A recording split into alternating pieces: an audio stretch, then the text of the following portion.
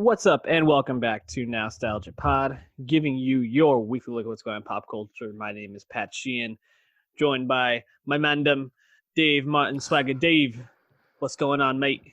Mandem, we here. We reviewing. I forget all the slang. There's lots of great UK slang. Listen to UK rap, you'll get it. Watch Top Boy on Netflix, you'll get it. But yeah, we here. Big day.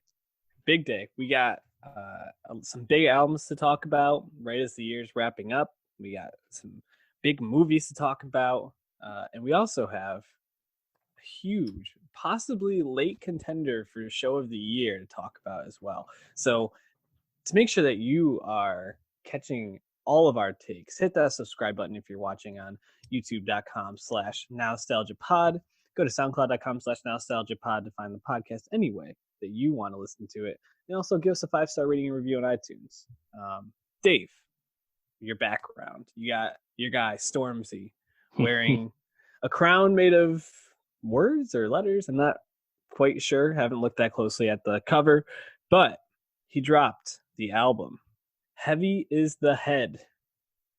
I know that this was an album you were anticipating, looking forward to. How did you feel about Heavy is the Head? I liked it a lot. I say Stormzy's profile's continuing to rise ever since his last album, Gang Signs and Prayer, his debut. And, since that album, he just kind of continues to really rapidly ascend the UK rap scene and music scene in general. He's a pretty young guy, but already, I think, one of their most high-profile artists, capped off, of course, with a Glastonbury headlining set earlier this year, which drew rave reviews for the production value and the performance he gave. And you could tell he just had a rising sense of clout when the lead single several months ago at this point, Vasi Bop, has Idris Elba just cameoing in it, because that's Stormzy. He has that pull now. And he kind of gets to that on this album, I think, in a fun way. But the sound, is kind of cool because it's not like genre blending, but it's kind of multi-genre. He does a lot of the different rap stuff. There's some singing on here. Mm-hmm. He worked with, I think, 9 different producers and 16 different studios. The sound is quite varied, and I think for the most part, he does it pretty well. So I enjoyed this a lot. Yeah, it felt like it kind of came in sections. Like the back half of the album felt a bit more like grimy to me, whereas like that middle part, especially around like 1 second with Her or Do Better, those feel like just like R&B type songs in general. And the beginning sounded just a little bit more like I don't know if trance or trap is the right word, but just kind of a little more traditional, maybe what you're hearing in like pop rap. Shout out Spotify for inventing pop rap. But yeah, no, I thought this was a fantastic album, and I think that there's a lot to like on here. Not every song hit for me, but most of the features, even with your boy Ed Sheeran on Own It, I was like, decent showing from him. So a lot to like here. What stood out to you most? Yeah, I mean, Own It, man. That's an obvious play at a radio song, but I mean, Burna Boy, who's just got the Grammy nomination for African Giant, he's super hot right now and doing his thing. And then you have Ed, Stormzy's fellow Englander. I think it's a good collab, actually. And of course, they Stormzy was on Ed's album earlier this year that was Take Me Back to London, where they actually kind of traded bars in a competent way. Sheeran actually acquitted himself pretty well, considering our thoughts on the rest of that album. But yeah, I think that's a cool radio song. Her, I'm hearing Her, and I'm like, man, this is good. I'm really tired of Her being everywhere, but this is a good track. It is good. But then, like you said, at the end, you have a song like Wiley Flow, where he's basically telling people to stop bragging about charting when they first start charting and stuff. It's pretty funny. Mm-hmm. And again, much more grimy, much more hardcore, because he can really rap with the best of them if he wants to. And well, I think that's not nearly his focus. Again, he likes to mix it up. And a song like Crown, which we put on our Spotify playlist, where he sings the hook but also raps on the song as well. You just kind of get the versatility right away. So I think it's pretty well balanced. Crown was a real standout to me on this. I also really liked Handsome. It had this a bit of a trap vibe, but then it brings in these like backing vocals near the end that had made it feel like a very like creepy sounding track. And you talk about the versatility on this album. I think it's evident that he's skilled in so many different styles and flows, and yeah, definitely a person whose star is only going to be rising. Did you have like maybe one favorite track off this? I like Rachel's Little Brother a lot, where Hmm. he has the line about being multi-talented like Donald Glover, and Hmm. like it's a sick rhyme when he drops it. I'm like, I mean, that's quite the boast, but it sounded good when he said it, so we'll let it go. Um, yeah, I like Crown a lot. I think Vasi Bop, it's a little older now, but that song really goes. Wily Flow. Um, yeah, even from the second track, Audacity, with Heady One. Every time I read that, I think it says Hoodie Allen, but it's good. Yeah, I was actually thinking like, he made some news a few weeks ago where Stormzy revealed that he actually turned down a Jay-Z collaboration because he wanted it to be just English people on the track and stuff. And I think it kind of just speaks to the profile where Stormzy actually has the pull and the success to be like, actually, thanks, but no thanks. So big fan, but next time for what I'm going for here, you ain't getting it done. It's pretty ballsy, but as he gets to it on this album, he's not a perfect guy, but he's I think he knows that he's really, really rising to a really high level. And it's Yeah. just cool to see the music actually back that up, Hmm. No, I completely agree. I think his star is only going up at this point, as is maybe one of our favorite producers and DJs right now, Kaytranada, dropping his sophomore album, BUBBA. Dropped in 2016, 99.9%. Mm-hmm. An album we both loved. I think it made at least one of, if not both of our end of the year lists at that point. Glowed up. Yeah, I mean, when you have Anderson .Paak showing out like that and bringing in just this really like lush and versatile and interesting production, it's infectious, and I think it's a lot more of the same on Bubba. And though Bubba, I don't know if it has it feels just more consistent, I think, to me. With 99.9%, it was really good, but I kind of found myself not going back to some of those tracks as much. Listening to Bubba Agreed. once or twice over the weekend, I didn't find myself skipping very much at all. Even though it's a bit like choppy, I think, at points, because there's a lot of like small snippets of songs kind of thrown in at parts, or the transitions I feel like don't always hit. Um, he's got a lot of high profile collaborators on this album, and I think it shows. How did you feel about Bubba as the sophomore album for Kaytranada? Yeah, this is his second album, but second album under the Kaytranada name, but first on RCA Records. The 99.9% was under XL, which is an independent British label. And, seeing that now he's on Major, he has a lot more features. And they still seem really tactical. Like a lot of these people he's worked with before, like Goldlink and Mick Jenkins. But all the features, I think, really showed out. And they like on 10% when Kaliukis pops in, you're like, wow, this fits really good. Tinashe towards the back end. Mm-hmm. Really smart choices. But yeah, overall, I think, it's just the grooves, the sick grooves, man. Yeah. This is like he has a really interesting and intricate production style that a lot of other DJs of the time don't make any attempt to do. And because he's also a true producer as well, just working for other people and just making them beats, he really is, the whole package in that regard. But there's like just a lot of cool shit on this, man. Synths, drums, whatever you want, he's doing it because he's just that talented. Yeah. And I actually was wondering if because he's Canadian. I was actually wondering, like, has he ever considered collaborating with Drake? Like, just get the Canada connection going, or even The Weeknd or something. It feels like, almost too cool for Drake, honestly. Yeah, he probably doesn't care. But yeah, I mean, there's a lot of awesome songs on here, which I think it's great. Yeah, the album is fantastic. I think we'll be talking. At least I think I'll be talking about it a little bit more next week when we're dropping or maybe in 2 weeks when we're dropping our best music of the year. But you go down the list and there's really banger after banger on this. I thought Gray Area with Mick Jenkins was a clear standout. Um, literally in my notes, I just put wow. Like the drums on that are fantastic. 10%. I thought Yeah. was a clear standout. You know, which you already mentioned with Kayla Ukis. Um, I really actually liked the Estelle song, and I was like, when was the last time I heard Estelle on a track? Like, American Boy. yeah, I was gonna say, it hasn't been 11 since years ago. Kanye. But then probably my favorite track is the last one, Midsection, which was added to the playlist already, featuring Pharrell. You know, and Pharrell, I think I can usually take him or leave him, but I think he sounds really good on this, and it's so groovy that you use groovy as a way to describe it, but like dancey, like you really just want to move to that track, and I think it really sounds like he took Pharrell's opinion and his collaboration on this because it sounds like it could be a Pharrell or a Kaytranada track, which I thought was a really great collaboration.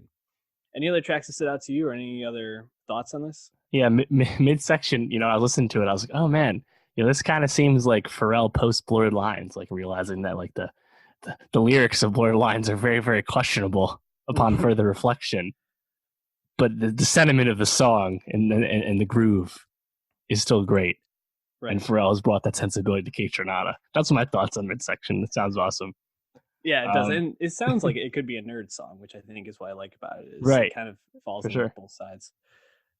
What else did you have for it? I liked Gold Link on Vexo a lot, and I thought Vexo's transition into Scared to Death, which is just an instrumental track, I really liked that sequencing there. Yep.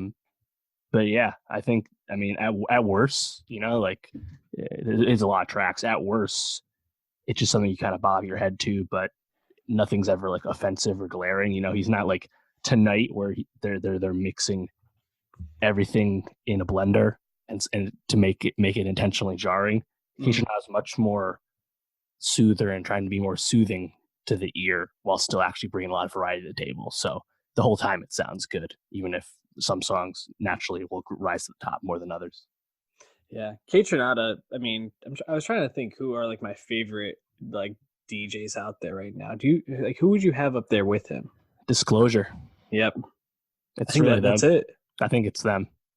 Jamie XX, if you count him. Yeah, when he's working, these are all people that Disclosure's least of this, but these are guys that are just unlike other DJs. Whether that's the sound of today, but just in general, like they're really producers and arrangers as well as DJs. So yeah, that kind of speaks to what I'm more interested in. After hearing FKA Twigs' most recent album, I've been finding myself listening to a little bit of Nicholas Jar every once in a while. I think he might be up there too, but he doesn't have like the appeal to me that someone like Disclosure, Kaytranada, or Jamie XX have, because his songs just don't feel as accessible. But like I recognize his talent, like he's just fantastic. But yeah, definitely check out Bubba if you haven't. If you're not familiar with Kaytranada, get familiar because he ain't going nowhere. Just like Harry Styles, man, he ain't going nowhere either. Sign of the times. So I found myself in New York City this past Thursday and Friday. Billboards? I saw some billboards. I actually saw more billboards for Kaytranada than I noticed for Harry Styles. Yeah, you did. Which RCA, baby. Yeah, I was pumped about. But I walked by Radio City, or I was going to Radio City Music Hall, and there was a line of people with like tents and stuff out, and I was like, what are they waiting for? And there's a sign. They're camping out for Niles on SNL. And I was like, oh damn, that like Niles? And didn't Liam Payne just release an album? Liam Payne, yeah, last week. So the 6th. One Direction everywhere right now. Even though they're not together, they're still constantly in the consciousness. Louis has an album coming out at the end of January as well, his first one. And Zayn's obviously in the tabloids and a famous guy in general. So they're all doing something. They're doing something. Harry's clearly the most interesting from a musical perspective. That goes without saying. And I think also just the most popular in general, it seems like. But is his music any good? So the first album, Harry Styles, back in 2017, I think we thought there was a lot of promise there, maybe more mature than we expected.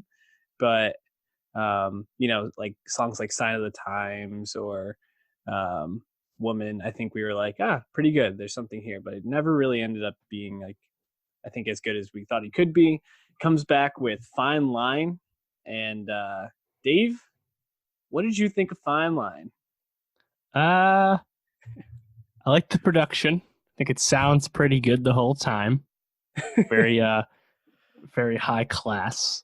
But Harry is not an amazing vocalist. He would never say he was, you know, so he's not going to wow you with that. Therefore, he needs to wow you with his songwriting, or at least just his ideas about the songs he's making. And I just don't know if that's accomplished on this. There's a lot of moments on Fine Line that I just find are very bland or just uninteresting. Like the second single, Watermelon Sugar. Ooh, Perfectly fine. It's just like there's nothing to it though.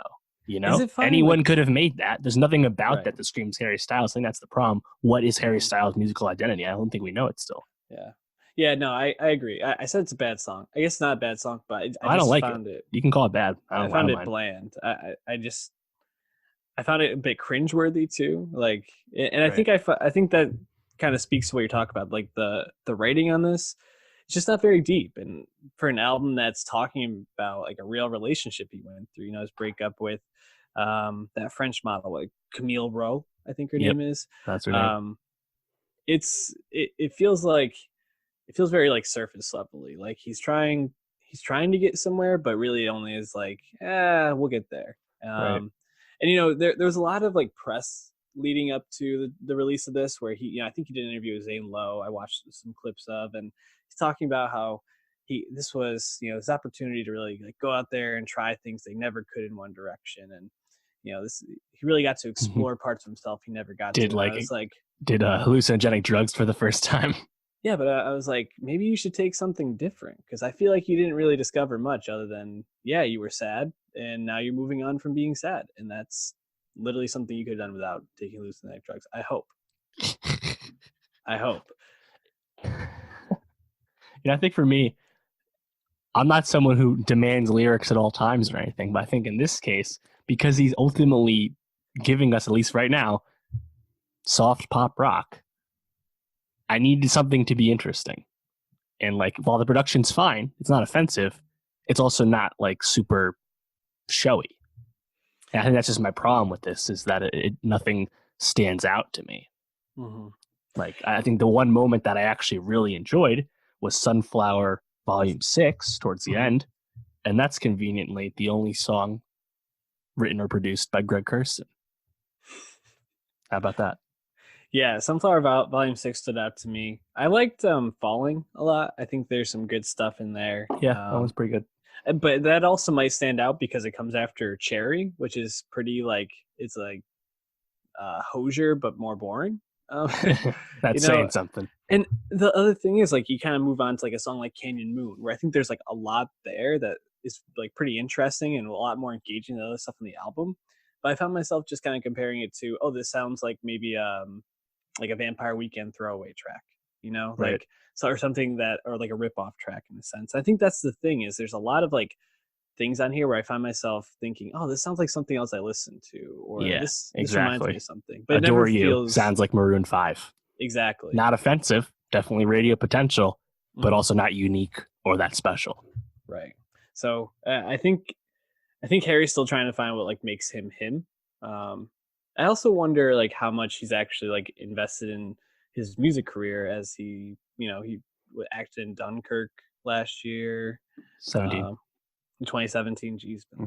And I wonder if he might be like more interested in like other ventures for himself right now. You know, he's just a very famous person. Reportedly, he had turned down the Prince Edward role for the Little Mermaid remake. I know a lot of people were kind of actually clamoring for that casting. I actually would have been interested in it. He had something else coming up. I forget. But like, yeah, overall, like, I'm in on his celebrity and stuff. He does seem like a little more thoughtful than you would expect from like the, you know, for sure, model boy band kind of guy. You know, there's more going on under the hood.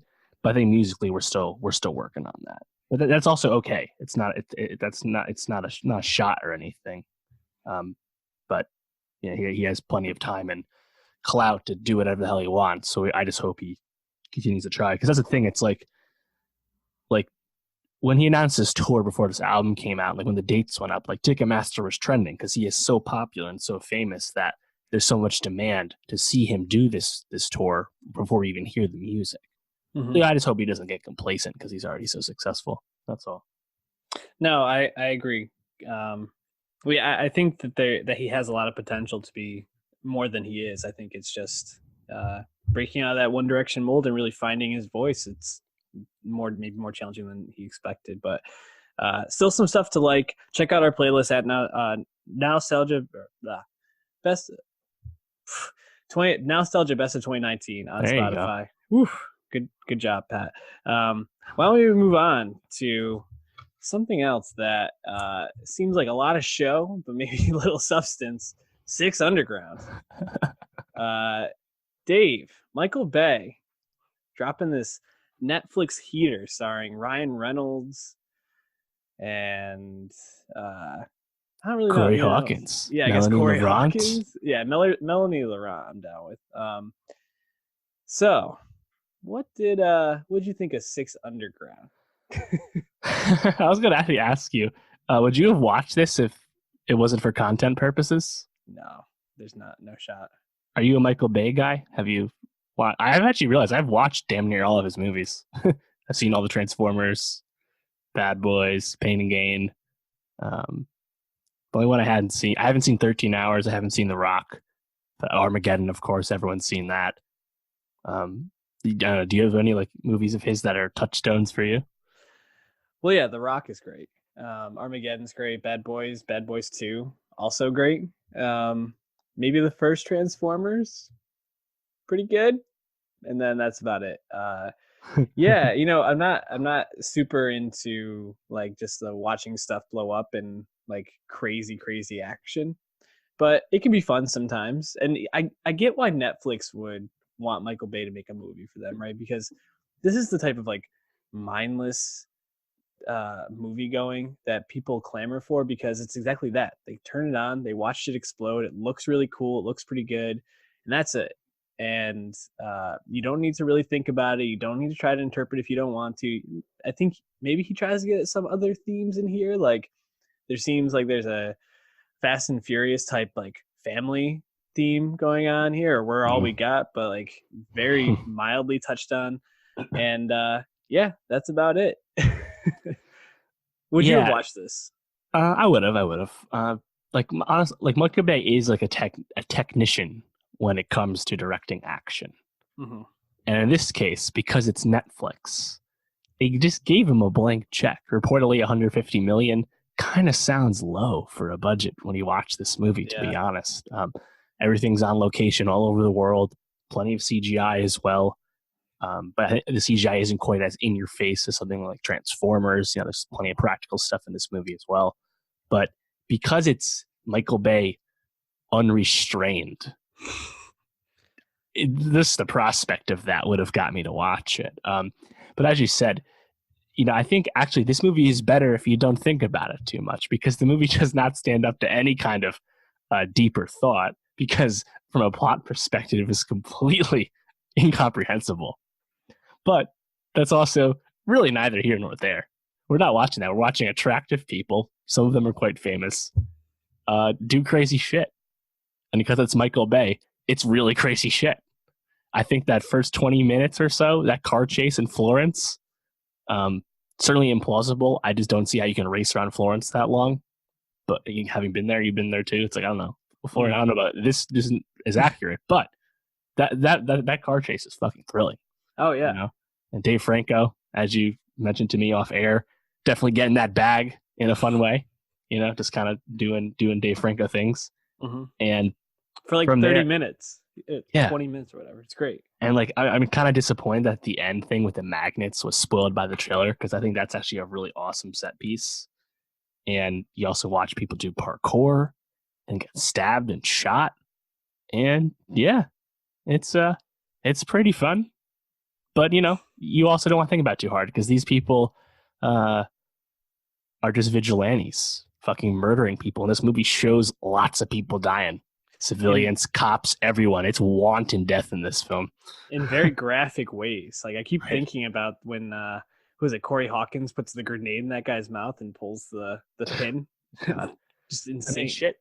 Even the Corey Hawkins flashback where he's on the sniper roof and he watches his guys get blown up by a rocket. Like that's kind of like a really visceral shot, obviously completely generated, but like watching everyone explode with a missile and, you know, in their soldiers, it's like, geez.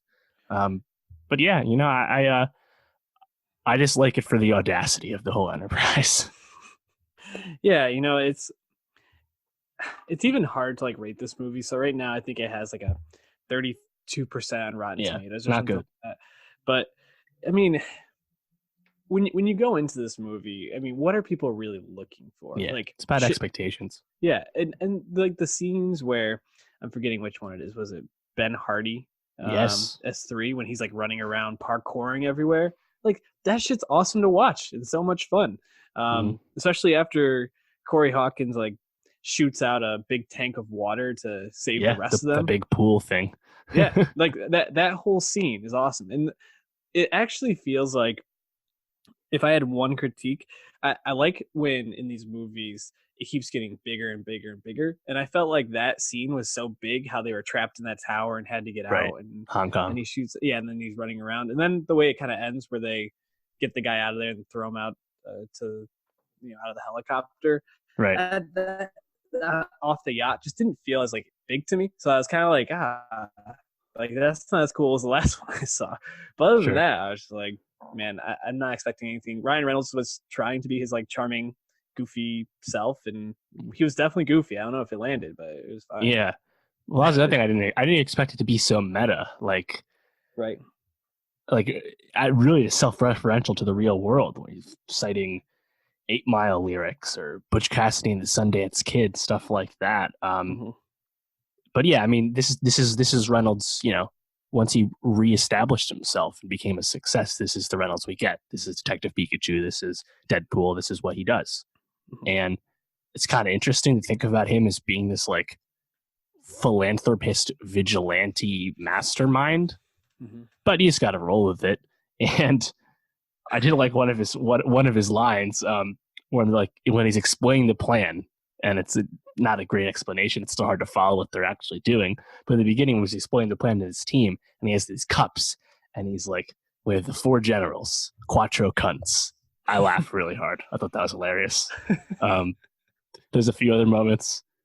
Cool to see Ben Hardy doing some stuff, you know, but he's in Bohemian Rhapsody. Before that, he was in X-Men Apocalypse. But interesting if he's a guy. And Corey Hawkins hasn't done anything super notable since Straight Outta Compton. So I hope more people see these eyes. And Melanie Laurent, where have you been since Inglourious Bastards back in Europe? We know where you've been, but get the bag. I was going to say, I want to see Melanie Laurent in more things, because she's so good in Bastards and pretty much everything I've seen her in. And this, I mean, yeah, I don't think you can judge any of these actors on if they're good or not by their performance. They just look good doing it. Movie. Exactly. So, yeah, Six Underground, it doesn't, I mean, you're already buying Netflix, so if you have it, just throw it on. You'll watch it. Honestly, watch the first half hour. Just watch that first car chase. You'll get the idea. Yeah. And if you want to stop there, I don't blame you, but I think it's action that's like going for in such a way, I think it's at least worth taking a peek at. Going from a very grand movie to a much, I'd say much smaller scale movie in Richard Jewell, Clint Eastwood's newest feature film, pulling at a admirable 74% on Rotten Tomatoes right now. Only made $5 million at the box office this weekend, Dave. Warner Brothers having a rough year. Continues. Yeah, especially when you got a lot of really good performances in this. You know, a couple of people have already been nominated for Golden Globes or SAG Awards off this. And you have a lot of stars. You know, you got, Paul Walter Hauser. This really probably is his star-making role, or like his breakout role. But Sam Rockwell, Kathy Bates, John Hamm, Olivia Wilde, like there are big names in this. Richard Jewell, any good? Did you like it? I did. I did like it a lot. I think it's kind of unfortunate that there's a lot of controversy justly around the film. It's kind of distracting from you know, the rest of it. Um, I think it does fit in a lot of the recent Clint filmography as well from his directing work. Mhm. But yeah, I did like it. I think it works. What about you? I thought it was a pretty good movie. I wouldn't say it's one of my favorites I've seen this year, but I thought it was still really good. I thought specifically Rockwell and Paul Walter Hauser really were excellent, and then Kathy Bates as well. But I wouldn't Right. say to the same degree. Although her press conference at the end I thought was pretty moving. Yeah. That'll be the awards reel right there for her. But yeah, you talked about the controversy, and that was really my first thought leaving the film was Olivia Wilde going for it, man. Like you talk Yeah. about like the overacting award or whatever the name of Yeah. it is at this Saul point. She would have, Rubinek. yeah, she wins.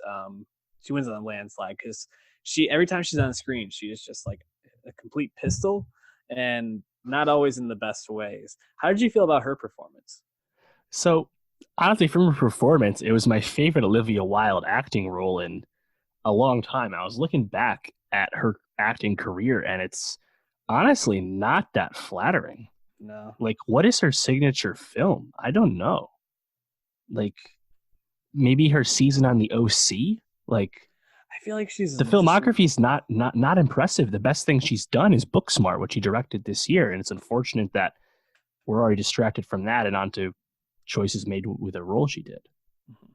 Yeah, I feel like she's more famous for her looks, unfortunately, just being a very attractive Right. actress. I don't know if she would be considered a great actor. Um, and of course, the controversy around this film being that she portrays Kathy Scruggs, Yep. reporter for the Atlantic Sun Journal or whatever it's called on there.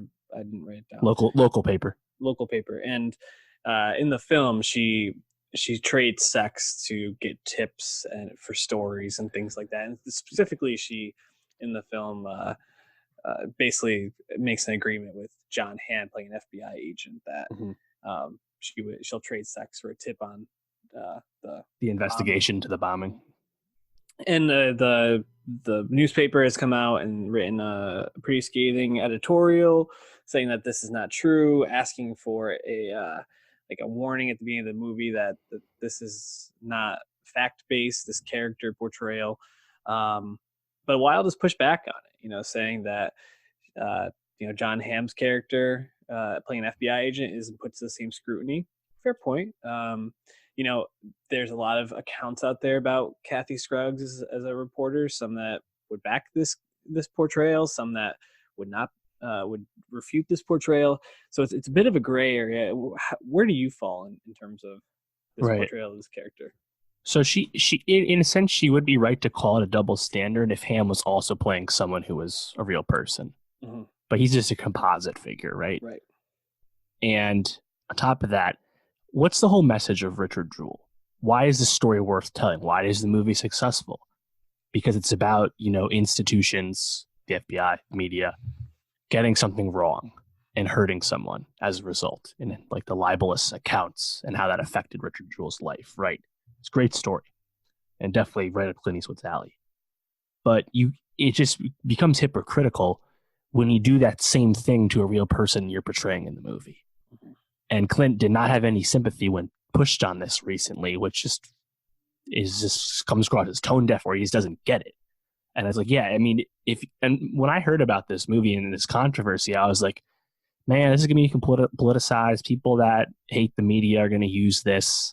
And now they're running with it being as, oh, this controversy is being used so the media doesn't have to answer for this movie. It's like, no, the media is happy that something like this about exists, but like you have to complete all the dots, and Clint's not doing that with something like this. Mm-hmm. And it's just disappointing because the story is good and everything else about the movie is good, and Paul Walter Hauser doesn't need to answer questions about this, like it's just really unfortunate, because I think everything else about the movie is really good. Yeah, and I think you make some good points. I also think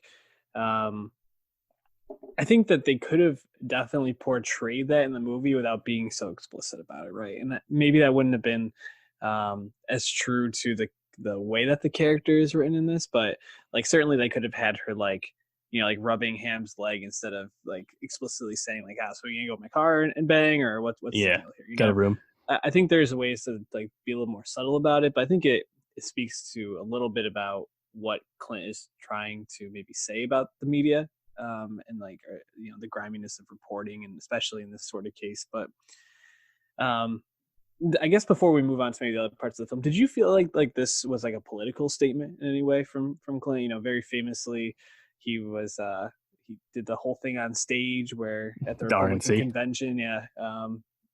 So did you feel like he was trying to make any political statements with this? I mean, he's had his political thoughts shared publicly for years, and he's been directing movies since the 70s, so that's hardly the first time.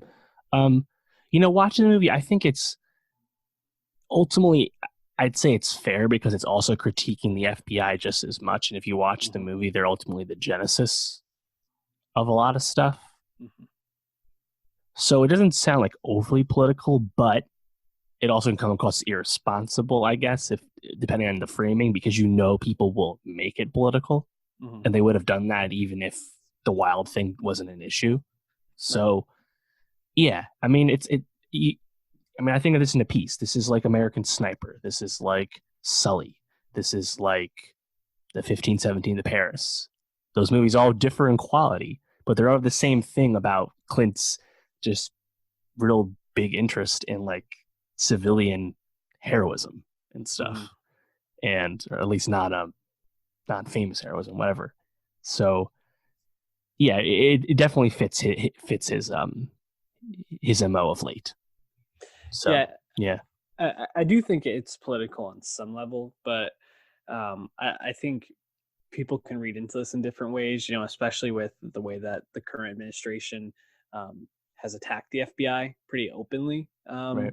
Yeah, I think people can kind of take this as a movie that's fairly right-wing leaning at this point, and sure. I don't think Clint intended it that way. At least I didn't get that vibe watching the movie that he was like overtly trying to say that. No.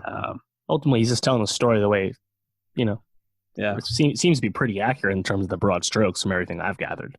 Certainly, again, it's definitely a good story worth telling, and the performances really make that so.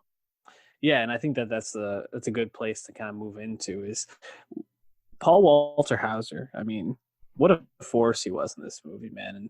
And I think Rockwell has definitely the more like showy part, because Jewell on all accounts was a bit of a I don't know, a goofy dude. Like, I'm not really sure the way to put it, but he was simple guy, I guess. Yeah, simple, a little bit more like mild mannered in a lot of ways. And right.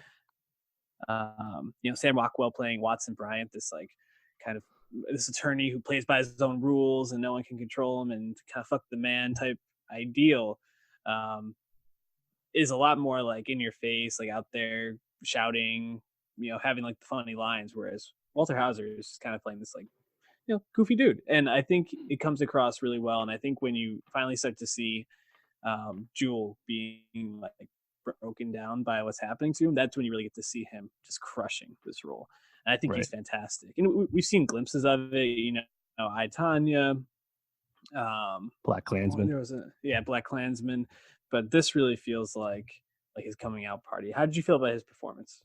Oh, yeah, he was great. I think he's won and been nominated for 2 Breakthrough Performance Awards so far this year from some smaller bodies, and yeah, it's like it makes sense as like a continuation of like I, Tanya and Klansman. You get like the energy and timing that Hauser just really brings to his roles, and then seeing that expand in someone like Jewell, which there is comedic elements to that personality, and the story plays into that. There's like stuff played for laughs when like Rock was like, you have guns in the house, and he's like, sir, this is Georgia. Like, there's lots of funny stuff in there, but also he's able, like every time he says, I get it, I'm law enforcement too. Like it lands every time because he's really nailing that personality. So yeah, Hauser's awesome. Yeah, and Rockwell again just being really good like he's been the past few years, and Kathy Bates, she won I think for was it AFI or something, and ultimately it's like a one scene role, but she's really good, and obviously she's a legend at this point. But and Ham is also really good at being a villain. Yeah, performances are great. Yeah, Ham, which It's interesting. I actually saw Alan Sepinwall, who I feel like we've mentioned in like three straight episodes now. He's great. He is great, but he was talking about how he finds it a bit befuddling that Ham hasn't found himself in more like feature roles and continues to play like these supporting roles in all these films. But I think it's because like he really crushes them when he does them. Like I thought he was so hateable in this movie, and like I usually love John Hamm, and he is just like detestable by the end of this. And you really like when he hands him the letter that the investigation was, found him no wrongdoing. He's like, just for what's worth, I still think your client's guilty as hell. I was like, fuck. I wanted to be like, fuck you, dude. Like I was getting so mad, but it speaks to the level of performance. How did you feel about Rockwell? He's good. It's not like transcendent Rockwell. I think he's definitely tried to go for it more, like on Fosse Verdon or just in juicier parts, like in Three Billboards or stuff like that. But he there's just like a swagger that seems really effortless from Rockwell these days, and he brings it to the kind of opportunistic but down in his luck lawyer character. So yeah, he was a good casting choice. I thought the scene where he confronted Kathy Scruggs in the newspaper was really good. Like the way it like built the tension, or it just felt so like awkward, like you're watching two people like scream at each other, not knowing what to do. But he just plays that off so well. And I thought Wilde was actually really good in that scene too. Like felt very believable. Sure. The argument. Other thoughts on the movie?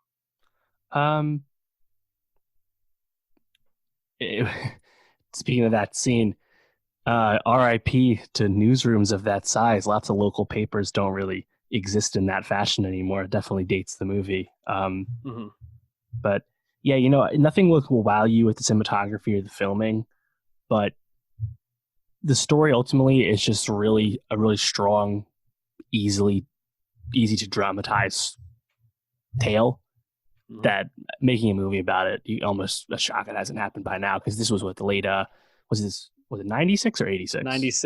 96. Yeah. So happy got made.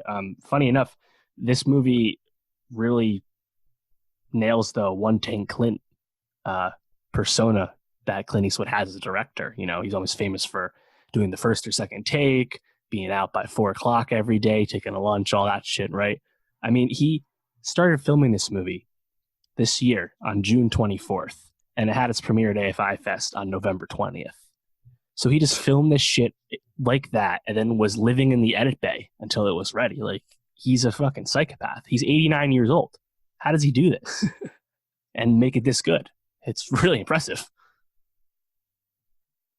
Yeah, it was really good. And Clint is just, he's not consistently good. I think there's ups and downs to the quality of his movies, but when he hits, he hits. So I hope more people see this. One other thing, this movie was not always at Warner Brothers. It used to be a Fox movie with Leonardo DiCaprio and Jonah Hill attached. What would your thought be on that story? Jonah Hill, I assume, would be playing Jewell in this regard, and Leo the lawyer, I guess. I don't know. I'd imagine. I think it turned out perfect because, especially after Wolf of Wall Street, I could not imagine like seeing Donnie and playing Richard Jewell. That would always be it for me. So it's Georgia here. We got guns. Steve Madden. All right, we're gonna fall into a Wolf of Wall Street impression. Richard. Why don't we move on to some TV, Dave? Marvelous Mrs. Maisel. Speaking of Jewish accents, Rachel Brosnahan, reprising her role here. Yeah, what'd you think? Season 3 back. I think season 2 we were a little bit, still good. Maybe not the same quality as season 1. More of a season 1B from a plotting perspective. But this really feels like a different season. They're jet setting around the world, touring with Shy Baldwin. You have a couple of big name people popping up, particularly Sterling K. Brown. Yeah. Which was awesome. And a little bit of Zach Levi taking off the suit and coming back to reprise his role by the end of the season. How are you feeling about Maisel season 3? Yeah, I like this season because of the changes it made, as you're saying. By finally making Midge a competent stand-up comic and like committing to that life and like choice in her life, the show finally was able to move forward. We're not the will she go back and live with her parents and be the Upper West Side elite she was raised to be. No, she's not doing that. Right? She's actually going to be a comic, and now she's on the road and actually doing the thing. So it's cool that we finally progressed to that point. And also they smartly were able to separate Midge and Susie after a point by letting them, because of Midge's competence, Susie didn't have to be there the whole time. And I think there's more openness and freedom with that. I think there's lots of things I'd like to see the show still tackle thematically. Midge still is quite a wealthy person. She definitely only thinks about that one lens, I think. And like it's not like she doesn't come off as a tolerant person, but she's ultimately just was raised as an elite, So having this show, I think this season, a lot more black characters around with Shai Baldwin and his entourage and Sterling, and I think there's more potential with that. And then Joel, on the other hand, is dealing with Asian characters and Chinatown and stuff. I think there's more opportunity to, I think, maybe broaden the character and have the character actually grow and evolve. For Susie, her sexuality has never really been addressed. I think this is kind of assumed based on her, demeanor and her dress and stuff, but that there's potential there as well. And ultimately, I think it's hard to criticize the show not progressing faster because it's kind of been obvious for a while that this is like a golden goose for Amazon that we know they're going to continue to fund as long as Amy Sherman-Palladino wants to make the show because it's so successful with them. I mean, I would say this is the best Prime Video show. Yeah, it's certainly my favorite. They've had a lot of misses, but this is one of their clear hits, so it makes sense that they're slow playing it. But yeah, I overall enjoyed the season because of the kind of change to the status quo. And while ultimately I think like the parent figures, especially Joel's parents, they definitely feel hamstrung in at this point. At least their lives slightly changed, Yep. So yeah, I think there were some ups and downs in this season for me. I still think the show is excellent, and Brosnahan is fantastic. So I mean, she's like made to play this role. And obviously Alex Borstein also excellent in her role. The parent stuff, I think, was where I found myself feeling a little bit less interested. And, Tony Shalhoub, he's won 2 Emmys for this role at this point, I believe. I think 2 nominations he won for season once. 2. Yeah. And he's always funny, but right.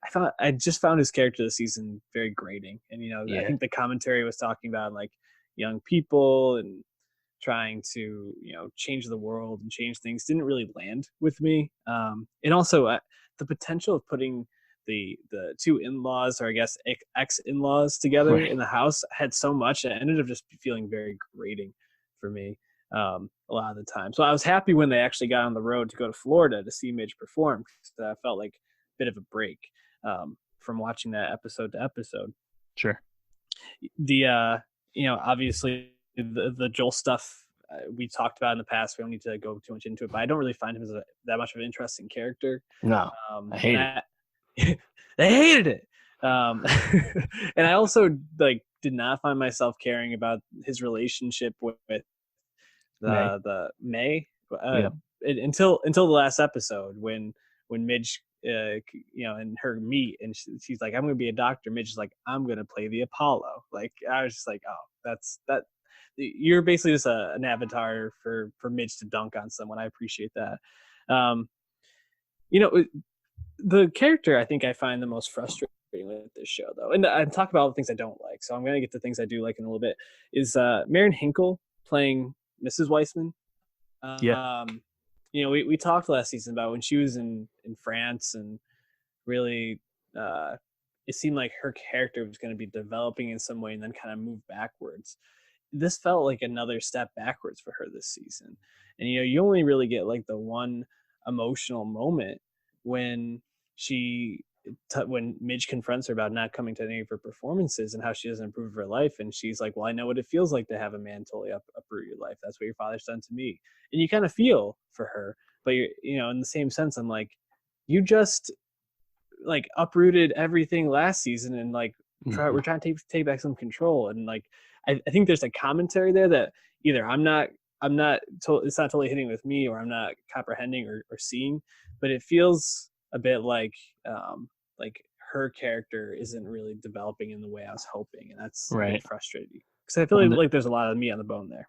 Sure, and the thing is, like, the performances are so good, and she has great chemistry with Shaloub that it's like, oh yeah, you just want it to be better. But yeah, like the whole like rejecting the trust fund from her seemingly oil baron family or whatever it is, the Jews out in the Midwest. Yep.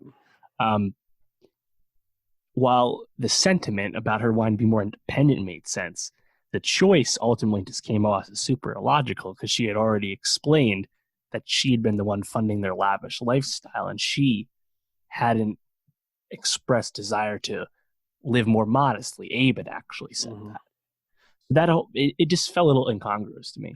I agree. And the thing about Joel, man, it's just like they just really want you to care about Joel and have his like stuff really truly be the B plot, or at least the C plot, I guess, when Susie's doing the other stuff. But like, man, I just don't care about Joel that much, and it's like the kids are already non-entities. That's kind of been memed to death about how Midge is a shitty mom and stuff, and I just wish his presence just wasn't around, because I just don't really care for the character. I just don't find him very interesting at all. And like his like the whole thing with the club, it's like, well, I think May's inclusion and the stuff with the Asian people, there's some good humor there, but like it just feels completely unnecessary and distracting from the stuff we do care about. Also, the Joel's played by Michael Zegan. Do you have any idea the age difference between Michael Zegan and Rachel Brosnahan? I have no idea. Yeah, I mean, he doesn't look old or anything, right? No. Well, so Rachel Brosnahan's 29. Michael Zegan is 40. I would not have guessed that big a difference. He's a young-looking 40. That's pretty crazy. It's interesting, and you were talking about how long we want the show to go on for, and I will watch any season of the show that Rachel Brosnahan is playing Midge, and Susie is played by Alex Borstein. And then, they can interchange the parts, find someone else for Susie to manage, or, blah, blah, blah. I found it interesting that at the end of the season, they really started to highlight Joel's friend's wife. I'm forgetting her name at this point, but she's a blonde-haired girl. Imogene? Yes, Imogene. And she goes to like secretary school by the end and really seems to be like asserting herself independently. And I'm wondering if they're maybe like setting her up to have a bigger role in coming seasons as like another avatar for like female empowerment in this show, because it just felt like a lot of attention to such a tertiary character that maybe they're setting up in case like down the road Brosnahan doesn't want to do as much of this or isn't available as much. That's what I was kind of thinking, because it just felt so like, okay, why are we seeing so much of this one character we almost like never really see? So just a thought on it. Any episodes that stood out? I have one in particular that I really, really loved. Episode 5 for me. That's the one with Lenny Bruce. Yep. And Midge that go on that. Rocks. Yeah. Oh my God. And the sexual fucking energy is off the charts. My God. Just do it already. That was really creative. That was well done. Mm-hmm. Yeah. And I thought the television show that they were filming, or ad or whatever, was really, really interesting. I'd never seen anything like that. I didn't know that was something that happened back in the 60s, with Lenny like kind of just pulling her on stage all of a sudden and them riffing. Yeah, really cool. But I thought that was really well shot. Like they had like a tracking shot through, which I thought was very cool. It's definitely some good stuff there. I want more Luke Kirby in this. Like him as Lenny awesome. Is just fantastic. So he won the Guest Actor Emmy for season 2. He's fantastic. I liked all the Vegas stuff in general. Just seeing kind of like the heyday of Vegas as it's rising up, with the mob influence and stuff. A lot of good humor there, and the revolving bit about the slot machines. That should have been something, It's like inherently relatable. Yeah, and like also like the show is so glitzy, like the Amazon money really shines. You have Vegas settings and the Fontainebleau Hotel in Florida and stuff, and it always looks so good. And even if some of the bits are inherently more goofy than others, I think it's just, the production value is so high that if you're in on this kind of dialogue and humor, that it's always a good time, even if some of the plot choices can be frustrating. Definitely, I totally agree. Maisel, I think definitely a show people hopefully are watching. Give us your thoughts on it. But we're gonna move on to a show that I don't know how many people watch this show, but anyone that did, I think, is Modest hit, I believe. Was treated because this show, Watchmen, Damon Lindelof's remix, continuation, however you want to define it, wrapped up last night, and holy shit, man! Like, yeah, we just did our best of the decade, and we both have the leftovers near the top of our list. Check that out, man. This show, hopefully, I'm guessing a Lindelof one-off. I don't see him coming back for a second season of this. He actually has openly said he hopes if they do a second season, that a person of color directs it, because he said that most of the most interesting stuff was not written by a white person going into this. This show for me is like a 100 out of 100, and we were obviously getting our end of year list together, and I was thinking, in most other years, if we didn't have Fleabag and Succession both also throwing 100 out of 100s, this would be easily they're like four of the best episodes of television this year, in my opinion. A lot to dig into here, but how are you feeling about Watchmen as a whole, and now that you've seen the finale? Yeah, love it. I agree with the 10 out of 10 sentiment as well. You get the sense too that Damon is just kind of happy he was able to create this due to his like requisite clout with HBO and the TV making community, because what he's interested in is not the traditional worldview. And by having a diverse writer's room that he led, you get truly just genius stuff. And obviously this is full spoilers for the full season. I don't know why on earth you'd be watching this if you hadn't seen it. And another great show and great example of why week to week is a great viewing experience, because so many things that just stand out, like episode 6, which is very International Assassin-esque, where the mystery box is finally opened up and you get to the central thesis of the show, and why you get the sense that Damon wanted to actually revisit an IP that most people thought was completely final when it came out, Watchmen, of course. And Warner has done plenty of other comic stuff with Watchmen since, but this is the first time anything's ever felt creatively necessary. And the simple concept of, Watchmen, the whole conceit of the comic from Alan Moore is, what if, or why would someone ever possibly put a mask on their face and fight crime? Like, what makes you want to act that way and think that way, right? And Damon actually is able to play off that by introducing what if the first superhero was black and he had to cover his face to keep himself alive and actually be successful and protect himself and stuff. It's like, it's simple yet completely genius. Yeah. And the way the narrative is completely framed around that central conceit, with amazing callbacks and stuff that's unpredictable, while also sequelizing Watchmen by giving us more Adrian Veidt and Silk Spectre, and of course Dr. Manhattan. It's so joyous, man. I never in a million years thought it would be this impressive. Yeah, this definitely blew away my expectations, and I think what I've reflected on most as being most impressive, and there's so much to like. I mean, the performances in this are top notch, and you obviously have Lindelof doing some amazing world building. We talked about that after the premiere of this show, so check that out as well. Is the pacing and the overall story development and strategy with it, because for the first 4 episodes, you know that there's something out there, but you're kind of led to believe it's like the cavalry, right? That it's this story about race, and certainly race is a part of it. But then episode 5 comes and there's this twist, and you kind of see that there's a lot more going on than you recognize.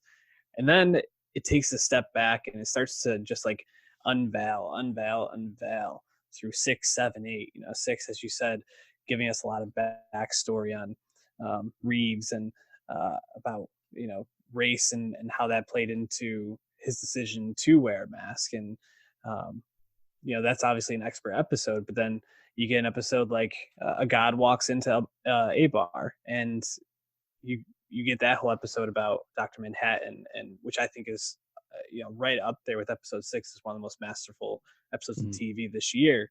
And just like it uncovered layer after layer after layer so perfectly leading up to the final episode, which I thought the finale last night was perfect.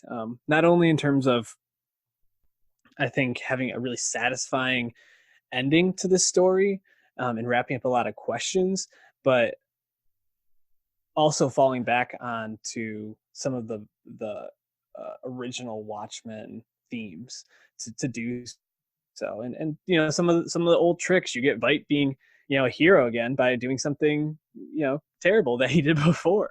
You get Manhattan kind of going back to the idea of like what it means, like how he struggled with the idea of like being a god, and how he actually was like planning to take away his powers, so to kind of like unburden himself, but I think also the world of the things that he was or wasn't doing.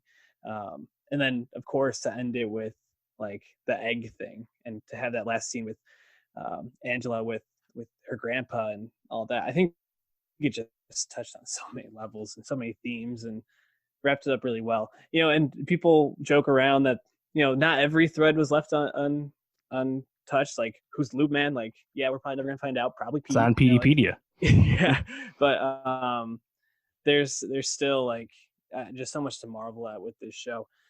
What else? Give me more of your thoughts. Yeah. So I think one of the most important things to reflect on the show is that it the way it ends is like a perfect grace note. Like, I don't really understand anyone who would want to clamor for season 2. I don't think of it as a cliffhanger with Angela eating the egg, which is an awesome callback to everything with eggs in the beginning and the transfer of power and stuff. And it kind of reminds me of the way the Watchmen comic ends, where Rorschach's journal is sent to the press, and you're like, oh, will this undo Ozymandias' plan to save the world? Who's to know? But it's like, you don't need to know. Like, right. the message has landed already. And everything with Lady True was so good, and even the way they handled the Cyclops and the 7th Cavalry at the end, where it's like you never like really legitimized them. They kind of just got treated like the goons they were. Yeah, and that was really satisfying as well. And then the cyclical nature of the way everything ended with Reeves back in the theater where it all began. Did you notice as they left the theater that only the MR or the DR and the M were lit up on the sign? Yeah. So expertly done. Yeah, and as you said with episode 8 too, I think so. The Watchmen movie from Snyder, which looks good and is pretty like faithful A to Z plot retelling. One thing that movie never was able to really communicate at all, and I think actually people that haven't read the comic probably weren't aware of this, but like the whole multi dimensional existence of Dr. Manhattan, how he's in all parts of his life at once, and what that can do to your psyche. That's not touched on really at all in the movie, but episode 8 communicates that in such an amazing way. And you'd think the way like we have that conversation happening in the past, and it's communicating stuff in the present and the other parts of the past, and Angela's narrating lots of it the whole time, and you would think that would be confusing or grating, but it never was. And I mean, Yahya Abdul-Mateen, who plays Manhattan and Cal, he was, I think, fantastic. And just watching him, when he comes out to fight off the cavalry, and you're like, oh, he's going to reject everything, and then it's like, nope, he it's all part of the future he saw. And then later on, you hear, was it True or Vite? I think it was True, who was like, well, Manhattan could have done more with those powers. And it's like, man, it's like, imagine like that existence and having all that, and whether it's actually like a gift and stuff. It's there's so much here. It was so great. Yeah, and Yahya Abdul-Mateen, we've seen him most recently in like Striking Vipers or Aquaman, right? But he really showed me something with this role, and of course, it's a much like more subdued role. Like Manhattan is a pretty melancholy character in a lot of ways. Yep. Burdened by, as you said, the weight of his powers. But I thought he was excellent, and we finally got to see the blue schlong in the last episode, looking good. Great blue schlong. I was wondering how you felt about like all the stuff with Ozymandias, because he really, we talked about Greg Sprinkles earlier from an HBO show. This felt like Jeremy Irons sprinkles throughout, because you kind of got like little scene here, and it was a little bit more by the end than the end. And I felt like every time he's on screen, you're just having the best possible time. Hell yeah. So from what we know at the production, like everything with Ozymandias at the manor was separate, like filmed in Wales and stuff. But by the end, you understand, like it was a lot of confusion in the beginning with the manor and like these clones of Miss Crookshanks and the guy, I forget his name, and like the babies in the water and the ward, and like what the fuck is going on here? You find out we're on the moon of Europa, but then you realize for episode 8 that, oh wait, yeah, Ozymandias, someone who is so self-centered because of his intellect, yeah, he probably would not be satisfied with not getting credit for saving the world with a master plan, and he would not feel fulfilled.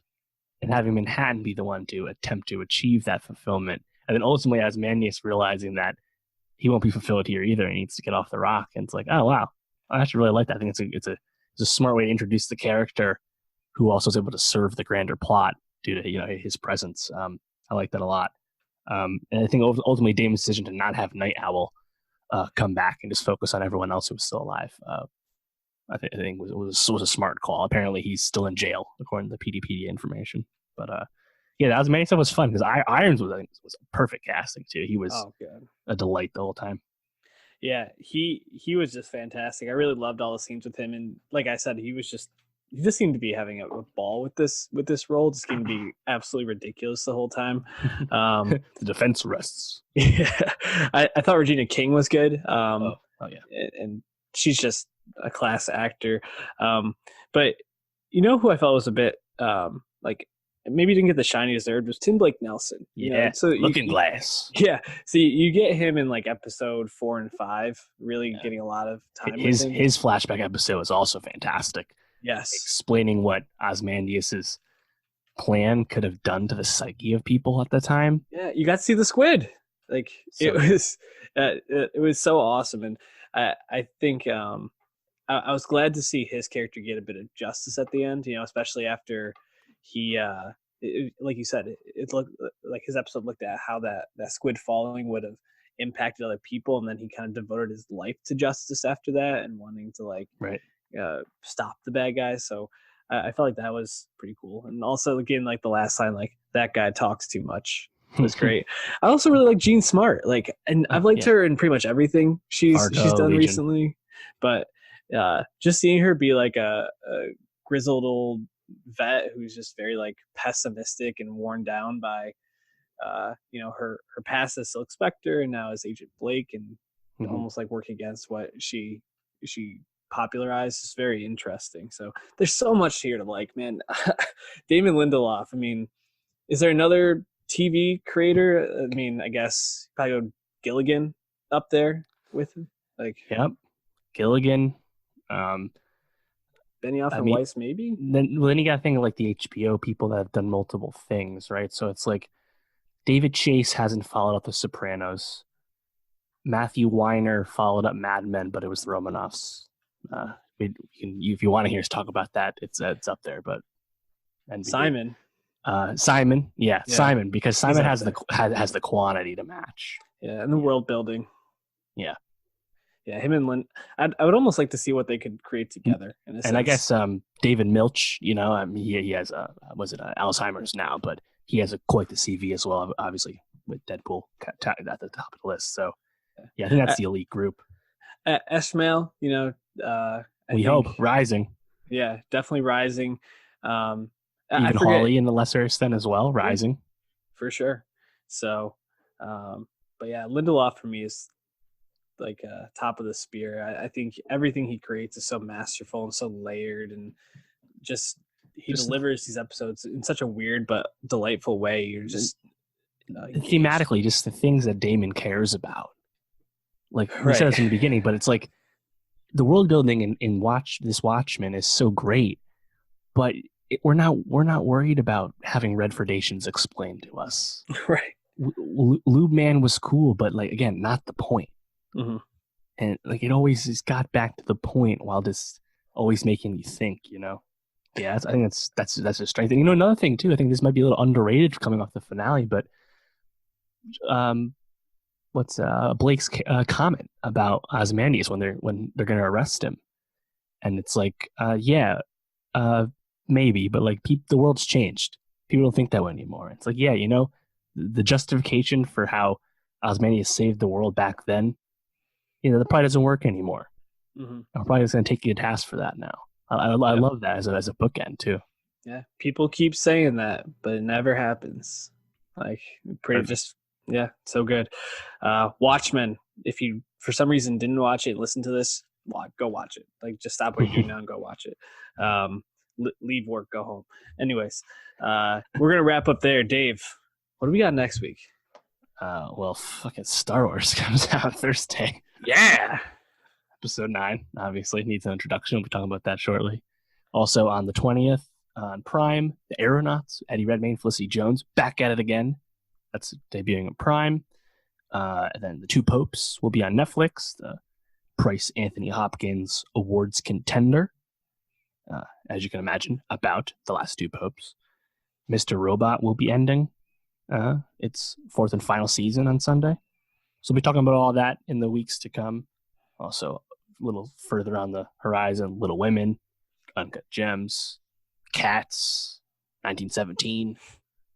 Lots of good shit coming. But we'll also be coming at you with our best movies, television, and music of 2019 in short order. So make sure you're subscribed.